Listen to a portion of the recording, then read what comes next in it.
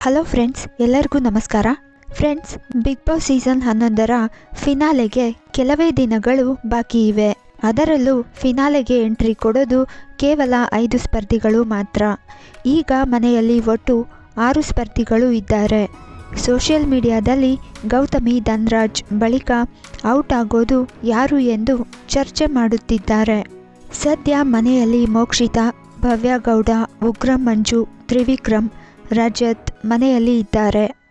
ಗೌತಮಿ ಧನ್ರಾಜ್ ಬಳಿಕ ಮಹಿಳಾ ಸ್ಪರ್ಧಿ ಮನೆಯಿಂದ ಆಚೆ ಬರಬಹುದು ಎಂದು ಕಮೆಂಟ್ ಮಾಡುತ್ತಿದ್ದಾರೆ ನೆಟ್ಟಿಗರು. ಹನುಮಂತು ಈಗಾಗಲೇ ಟಿಕೆಟ್ ಟು ಫಿನಾಲೆ ಪಡೆದು ನೇರವಾಗಿ ಫಿನಾಲೆಗೆ ಪ್ರವೇಶಿಸಿದ್ದಾರೆ. ಹನುಮಂತು ಸೇಫ್ ಮಾಡಿರುವ ಕಾರಣದಿಂದ ಮೋಕ್ಷಿತಾ ಅವರು ಕೂಡ ಫಿನಾಲೆಗೆ ಎಂಟ್ರಿ ಕೊಟ್ಟರು. ತ್ರಿವಿಕ್ರಮ್ ಅವರನ್ನು ನಾಮಿನೇಟ್ ಮಾಡದ ಕಾರಣ ಅವರು ಕೂಡ ಸೇಫ್ ಆಗಿ ಫಿನಾಲೆ ವಾರಕ್ಕೆ ಕಾಲಿಟ್ಟರು. ಉಳಿದವರು ಭವ್ಯ, ಮಂಜು, ರಜತ್. ಈಗ ಫಿನಾಲೆ ವಾರ ಆದ ಕಾರಣ ಒಬ್ಬರು ಮನೆಯಿಂದ ಎಲಿಮಿನೇಟ್ ಆಗುತ್ತಾರೆ. ಕೇವಲ 5 ಸ್ಪರ್ಧಿಗಳು ಮಾತ್ರ ಫಿನಾಲೆಗೆ ಎಂಟ್ರಿ ಪಡೆಯೋದು.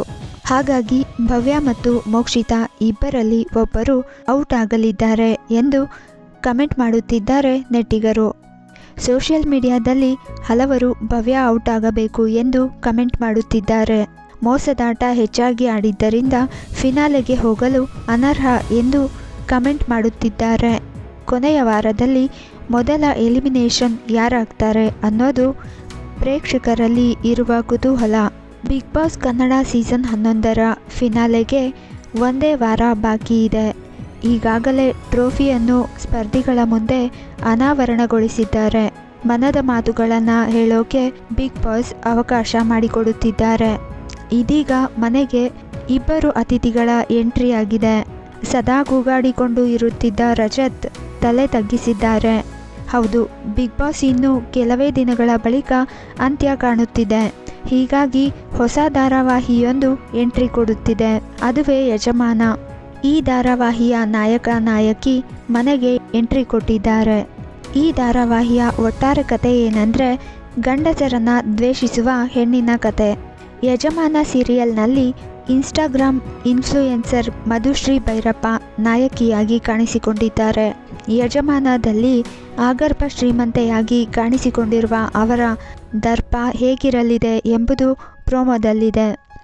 ಈಗ ಝಾನ್ಸಿಯಾಗಿ ಬಿಗ್ ಬಾಸ್ ಮನೆಗೆ ಎಂಟ್ರಿ ಕೊಟ್ಟಿದ್ದಾರೆ. ಬರುತ್ತಲೇ ರೂಲ್ ಮಾಡೋಕೆ ಶುರು ಮಾಡಿದ್ದಾರೆ. ನನ್ನ ಮುಂದೆ ಗಂಡಸರು ತಲೆ ಎತ್ತಿ ನಿಲ್ಲಬಾರದು.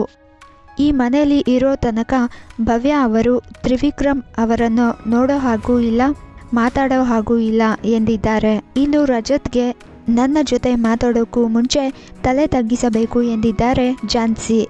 ಮೊದಲಿಗೆ ಒಪ್ಪದ ರಜತ್ ಬಳಿಕ ತಲೆ ತಗ್ಗಿಸಿದರು. ಇನ್ನು ಯಜಮಾನ ಸೀರಿಯಲ್ನ ನಾಯಕನಾಗಿ ಹರ್ಷ ಅವರು ಧಾರಾವಾಹಿಯಲ್ಲಿ ರಾಘವೇಂದ್ರ ಎಂಬ ಪಾತ್ರ ಮಾಡ್ತಿದ್ದು ಡೆಲಿವರಿ ಬಾಯ್ ಆಗಿ ಕಾಣಿಸಿಕೊಂಡಿದ್ದಾರೆ. ಶ್ರೀಮಂತಿಕೆಯ ದರ್ಪ ಹಾಗೂ ಬಡವನ ಶ್ರಮ ಎಂಬ ಕಾನ್ಸೆಪ್ಟ್ನಲ್ಲಿ ಯಜಮಾನ ಧಾರಾವಾಹಿ ಮೂಡಿಬರುತ್ತಿದೆ. ಸೊ ವೀಕ್ಷಕರೇ, ನಿಮ್ಮ ಅನಿಸಿಕೆಯ ಪ್ರಕಾರ ಈ ವಾರ ಎಲಿಮಿನೇಟ್ ಆಗೋ ಸ್ಪರ್ಧಿ ಯಾರು ಎಂದು, ಹಾಗೆ ಬಿಗ್ ಬಾಸ್ ಸೀಸನ್ 11 ಯಾರು ಗೆಲ್ಬೋದು ಅಂತ ನಿಮ್ಮ ಅನಿಸಿಕೆ ಅಭಿಪ್ರಾಯವನ್ನು ಮಿಸ್ ಮಾಡದೆ ಕಮೆಂಟ್ ಮೂಲಕ ತಿಳಿಸಿ. ಮುಂದಿನ ವಿಡಿಯೋದೊಂದಿಗೆ ಮತ್ತೆ ಸಿಗೋಣ. ನಮಸ್ಕಾರ.